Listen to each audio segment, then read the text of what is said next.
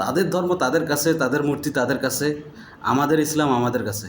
তাদের মূর্তি তারাই পাহারা দেখ, আমাদের আগ বাড়ায় পাহারা দেওয়ার কোনো মানে হয় না, কোনো দরকার নেই। প্রশাসন আছে, প্রশাসন দেখবে, আমরা কেন দেখব?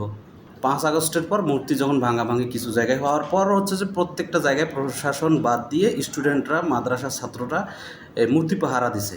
নাম হয়েছে আপনাদের, নাম করছে, নামও করেনি। কিন্তু তারপর হচ্ছে যে ওনাদের দাবি আদায়ের ক্ষেত্রে দেখবেন যে হচ্ছে যে এদের সমস্ত কিছু ভুলে গিয়ে ওনাদের দাবি দেওয়া আদায়ের জন্য হচ্ছে যে আন্দোলন করছে। আমাদের এত কিছু করলাম, কোনো হচ্ছে নামগন্ধ কোনো কিছু নেই। যখন স্বর্ণা দাস মারা গেল, জয়ন্ত মারা গেল, কী লাভ? একজন আওয়াজ তুলছে? তোলেনি। আবার তারা বলতেছে আমাদের মূর্তি পাহারা দেওয়ার দরকার নেই, আমাদেরটা আমরাই দেখব।